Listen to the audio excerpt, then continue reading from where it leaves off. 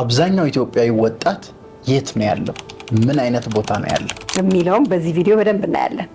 ብዙ ወጣት ያማራል፣ ተስፋ ቆርጧል፣ በጣም ነገሮች ስልችት ብለውታል። ላይክ አሁን ሲስተሙ ደግሞ ሰፖርት አያደርግም ማለት አዲስ ነገር ልትሞክር ስትል ምክንያቱም ወጣት ብዙ ጊዜ ኤክስፔሪየንስ የለውም አይደል?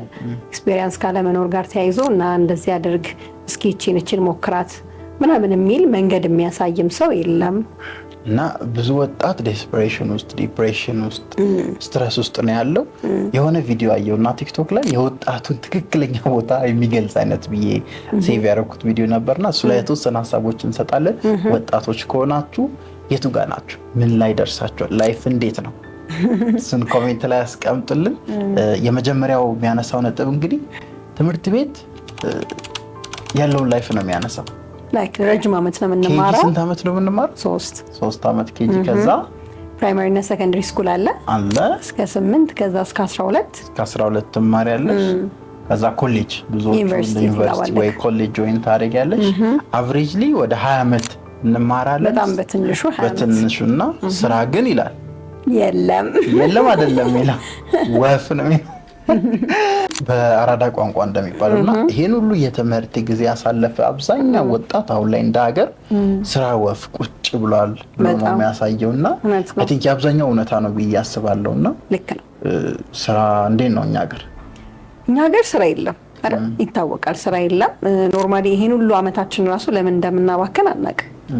ማለት እኔ እንደው ይሄንን ነገር እንደው ከ5 ዓመት በፊት ከ6 ከ10 ዓመት በፊት ምናምን ተረድቼው ቢሆን ኖሮ ቀድሜ ተረድቼው ቢሆን ኖሮ ራሴን በዛ መልኩ ፕሪፔር አደረግ ነበር ብዬ አስባለሁ።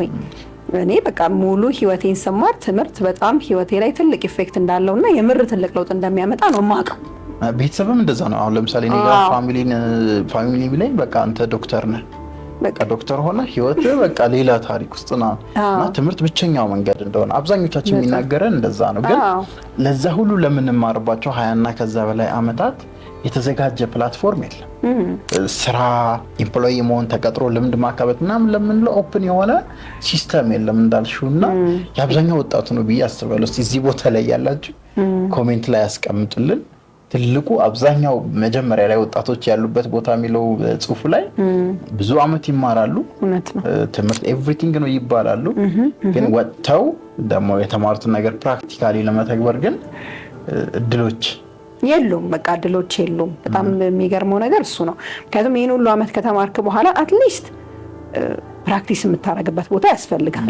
ስኪልህን ዴቨሎፕ የምታረግበት ቦታ፣ የምትማረውም ትምህርት ደግሞ የሆነ ወደ መሬት የሚወርድ የሰዎችን ላይፍ የሚቀይር አንተንም ፋይናንሻሊ ፊት አድርጎ ወደፊት ሊያሻግርህ የሚችል ምናምን መሆን አለበት አይደል? እኔ አሁን እንዳው ኦልሞስት ከዓመት የተማርኩትን ትምህርት ምን ላይ ተጠቅመሽዋል ብትለኝ እኔ የተጠቀምኩባቸው ቦታዎች በጣም ትንሽ ነው። እና ያ ደግሞ የወጣቱ ጥፋት አይመስለኝም ወይ አይደለም። ከዚህ ጋይድ እየተደረግን ነው ከልጅነታችን ምን መጣው እንጂ ወደፊት ከዓመት በኋላ ምን ይመጣል የሚለውን የሆነ ሲስተም የሆነ ሀገር የሆነ መንግስት ላይክ ሲስተም ዲዛይን አድርጎ መጠበቅ አለበት። አሁን ያደጉ ሀገራት ይሄ ነው የሚለያቸው። እኛ አሁን እንደዚህ በስራ ማጣት ስንሰቃይ እኮ ሰራተኛ ኢምፖርት ያደርጋሉ እና ጀርመን ስራ የሚሰራላቸው አተው ማለት ነው። ወደ ሳውዲ ወደ አረቦችን ብንሄድ እንደዛውና አይ ቲንክ አብዛኛው ወጣት ያለበት ቦታ ነው። ለማስተካከል ምን እናድርግ መጨረሻ ላይ ጠቆም እናደርጋለን። ወደ ሁለተኛው አብዛኛው ወጣቶች የቱ ጋር ነው የሚገኙት? ሁለተኛው አብዛኛው ወጣት ያለበት ቦታ የራሱን ቢዝነስ ለመጀመር ተፍ እያለ እየተሯሯጠ የመጀመሪያው ትልቁ ችግር ቢዝነስ ጀምር የቤት ኪራይ ነው። በትክክል በቃ ማለት ብዙን ከግማሽ በላይ የሚሆነውን በጀትን የሚወስደው የ3 ወር የቤት ኪራይ ነው። በቃ አስቢ አንቺ ደግሞ ወጣት ሆነሽ ከዩኒቨርሲቲ ወጥተሽ ትንሽ ስራ ሰርተሽ ብር ከቤተሰብ ተፍ ብለሽ ተበዳድረሽ ያለው የቤት ኪራይ ጫና ከግብር ጋር ያለው የግብሩን ነገር አብዛኛው ወጣትኛም በነገራችን ላይ እዚህ ጋር እና በጣም አብዛኛውን ወጣት ቻሌንጅ እያደረገው ይመስለኛል ይሄ ነገር። ላይክ አሁን ቢዝነስ ስትጀምር ላይክ ቢዝነሱን የሚያሳይ ሰው የለም። እሱ ምንም ጥያቄ የለውም። በራስ ነው የምትንደፋደፈው። ከስተመር በራስ ነው የምታገኘው ምናምን። እዛች ከምታገኘው ላይ ግን በጣም ብዙ ፐርሰንት ግብር ትከፍላለህ። በጣም ብዙ ፐርሰንት የቤት ኪራይ ትከፍላለህ። ማለት እንዴት ነው ራስህን አቋቁመህ ወደ ቀጣዩ ስቴፕ የምትሄደው? በጣም ከባድ ነው ለመለወጥ። ተነሳስተሽ ሰርተሽ ጥረሽ መለወጥ የሚለውን ነገር እዛው በወጣትነት ሽንቅጩ የሚያስቀር አንደኛ ስራ አጥነቱ ቅድም ያነሳ ነው አለ። ከዛ ግን ተፋፍቀሽ እንደምንም ታግለሽ ልትወጪ ስትይ ደግሞ ጭራሽ የተበላሸ ፕላትፎርም እና ሲስተም ያጋጥምሻል። እዚህ ጋር ያላችሁ ሰዎች እስቲ ኮሜንት ላይ ንግድ ልጀምር ብላችሁ ዛሬ በነገራችን ላይ የሆነ አንድ ቲክቶክ ላይ የሆነ ልጅ ዶክተር ነው የሚባል ታውቂዋለሽ?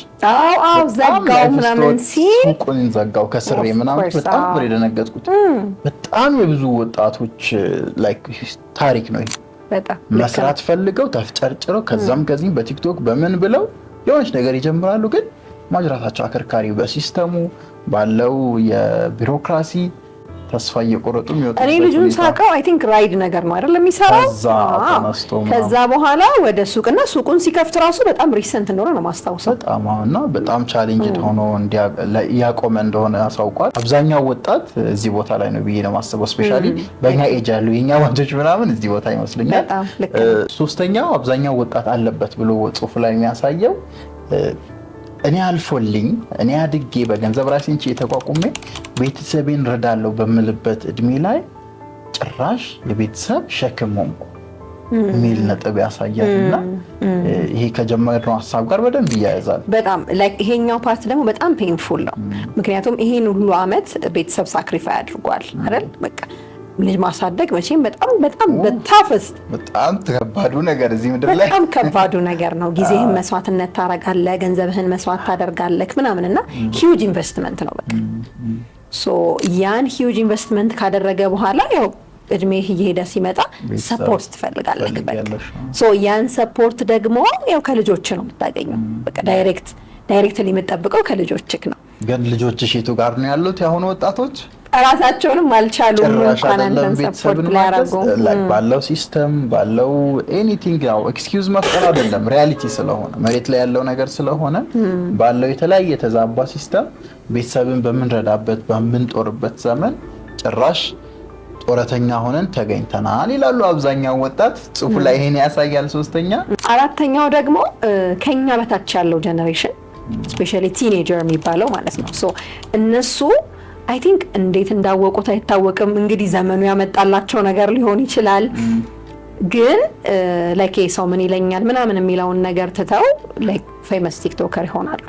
ብዙ ተከፋይ ይሆናሉ። የሚኖሩት ቤት የሚነዱት መኪና ምናምን ያስደነግጣሉ። ላይክ ሼም ያስይዝሻል። የኔ ታናሽ ሆና በጣም ነው እንጂ በጣም ሶ በእነሱ በጣም እንድንቀና ያደርገናል። መቅናት ብቻ ሳይሆን በቃ ራሳችን ላይ ኔጌቲቭ ስሜት መፍጠር፣ በራሳችን ማፈር፣ አረባም፣ አልችልም፣ አልጠቅም የሚል አይነት እይታ። በነገራችን ላይ የሆነ ስቴጅ ኦፍ ግሩፕ ከሆነ እድሜ በላይ አሁን ቅድም እንዳልሽው ይልምታ ይዘዋል። የሆነ ትልቅ ነኝ ሰው ምን ይለኛል የሚለው ነገር ይዘውና የአዲሱን ፕላትፎርም በተለይ ቲክቶክን እኔን ጨምሮ በቃ መጠቀም ባለብን ሁኔታ አልተጠቀምንም። እውነት ነው። በዛ ላይ ፋይናንሻሊም ቤኔፊት አልሆንም ምናምን የሆኑ ትናንሽ ልጆች ግን የሚገራርም ነገሮች ሰርተው ያሳዩናል። የሶሻል ሚዲያው ዳይሌማም አለ ራሱን በየቻለና በዛ ውስጥ መጸጸት ውስጥ አብዛኛው ወጣት ይገኛል። አሁን ራሱን መኮነን ውስጥ ነው የሚገኘውና እናንተ እዛ አይነት ቦታ ላይ ናችሁ ወይ? አብዛኛው ወጣት ያለበትን ቦታ ነው ዛሬ እያወራን ያለነው። እንደ ኢትዮጵያዊ መፍትሄዎችንም ጠቆም እናደርጋለን በቀጣይ። ሌላኛው አብዛኛው ወጣት አሁን ላይ ያለበት ቦታ ፍቅር ገለመሌ የለም ነው። ሐሳቡ ሙሉ ለሙሉ ይሆናል ገንዘብ ላይ ሆኗል። አብዛኛው ስራ ላይ ሆኗል፣ ገንዘብ ማግኘት ላይ በተለይ ለዛም ይመስላል ላይክ መክፈል ያለበትን መስዋዕት እየከፈለ ያለ ወጣት አለ። በዛው ልክ ግን አሉታዊ ወደሆኑ ነገሮችም ይሄዳ ያለ ወጣት ያለ ይመስለኛል። ገንዘብ ለማግኘት በሚካሄደው ውስጥና ብዙ ስካም የሚሰሩ ወጣቶችም እየመጡ ነው። በዛው ልክ ራሳቸውን በዲጂታል ወርልድ ዲጂታል ዓለሙ ላይ ለማሳደግ አብዛኛው ወጣት እዛ ላይ ይገኛል ያስባል። ዲጂታል ዓለሙ ላይ ልክ ነው። እኛን ጨምሮ አሁን ላይ ያው በቲክቶኩ በዩቲዩብ በተለያዩ መልኩ ቪዲዮዎችን ኮንቴንቶችን እየሰራን እየታገልን ነው በዲጂታል ወይ ራሳችንን ለማሳደግ ማለት ነውና ይሄ አብዛኛው ወጣት ያለበት ሌላኛው ቦታ ነው። ሌላኛው ደግሞ ለራሳችን ጊዜ እየሰጠን አይደለም። አብዛኛው ወጣት እንደዛ ነው። በጣም ላይክ መጽሐፎች ላይ የምታያቸው ሰዎች በጣም ሬር ናቸው። ቁጭ ብለው የሚያወሩ ሰዎች በጣም ሬር ናቸው። በቃ አብዛኛው ሰው ስልኩ ላይ ነው። ኦፍ ኮርስ ላይክ ቤቱም ከገባ በኋላ ስልኩ ላይ ነው፣ ስራ ቦታም ስልኩ ላይ ነው፣ ቲክቶክ ላይ ነው እና ሶ which is ከራሳችን ጋር ያለንን ሪሌሽንሺፕ በጣም ያበላሽብናል። በጣም ይሄ ወደ አዲክሽን ውስጥ መግባት ኮንሱምድ ሆኗል። በቃ ቅድም እንዳልኩ አሁን ለምሳሌ ፖስት ሲያደርጉ የሚያያቸው ቲኔጀሮች ናቸው ምናምን እና ያ በቃ እሱን ዲፕሬሽን ውስጥ ይከተዋል ቶታሊ ማለት ነው። በቃ እኔ ምንም የምጠቅም ሰው አይደለሁም እንደዚህ እንኳን ቪዲዮ ሰርቼ ፖስት ማድረግ ያ ደግሞ ሼም ይዘዋል ምናምን እና በጣም ኮምፕሊኬትድ የሆነ ነው እና በቃ ያ ቶታሊ ኮንሱም ማድረግ በቃ ሶሻል ሚዲያን ኮንሱም የሚያደርግ ሰው ሆኗል። ስለዚህ አብዛኛው ወጣት እንደዛ አይነት ቦታ ላይ ነው ያለው።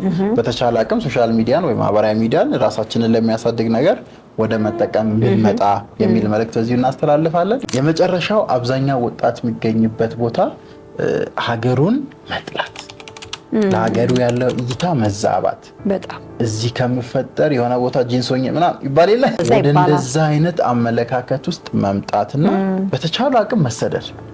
አዎ ላይክ ይሄንን ግን እኮ የራሱ ኢፌክቶች ይኖሩታል። ብዙ ከኋላው ይሄንን የገፋፋው ነገር በጣም ብዙ ነገሮች አሉ። ላይክ ስራ ለመስራት ስትሞክር ሰፖርቲቭ የሆነ ሲስተም አታገኝም። የሆነ ነገር ስታደርግ ቅጣቱ ብዙ ነው ምናምን እና ኢንቫይሮንመንቱ አንተን ኢንከሬጅ የሚያደርግ አይደለም በቃ። ስለዚህ የሆነ ቢዝነስ ጀምሮ ፌል ያደረገበት ሰው አስበው እንግዲህ ያን ቢዝነስ ለመጀመር ደግሞ ምን ያህል መስዋዕትነት እንደከፈለ ማለት ነው። ስለዚህ ከእናቱ 100,000 ከአባቱ የሆነ ነገር ምናምን አድርጎ የጀመረውን ቢዝነስ ምንም ሳያገኝበት ፌል ሲያደርግበት ከዛ ላይ ምክንያቶች ብቻ ሀገርን መጥላት መሰደድ ላይ ያተኮረው በጣም እውነት ነው። ቤት በኩል ነው የምወጣው፣ ቤት በኩል ነው ማመልጠው። ዛዩ በረሃዎች ላይ እስከመበላት ምን አይነት ውሳኔዎችን እየወሰነ ያለው ወጣት ነው ያለውና እንደው ፈጣሪ ሆይ ውረድልን፣ ለአሁን ወጣቶች አዝንብልን እውነት ነው። እንደው ሀገራችንን ሰላም ፍቅር አድርገን ምን ሰራበትን ፕላትፎርም ምን ተጋገዝበትን ምን ረዳዳበትን ሲስተም እንደ ሀገር አምጣልን የሚል መልእክት በዚሁ እናስተላልፋለን። በቀጣይ ደግሞ የመፍትሄ ሀሳቦችን ይዘን እንመለሳለን አይደል? እውነት ነው። እያንዳንዱ ፖይንት ላይ ምን ብናደርግ ይሻላል የምንመካከርበት ዩቲዩብ ቻናል ስለሆነ ስለዚህ እኛም መፍትሄዎችን እናመጣለን። እናንተም ደግሞ መፍትሄ የምትሏቸው ሀሳቦች ካሉ ደግሞ እስቲ ኮሜንት ላይ ያሳወቃችሁን። በቀጣይ ቪዲዮ እስክንገናኝ ሰላም ቆዩልን። ቻው።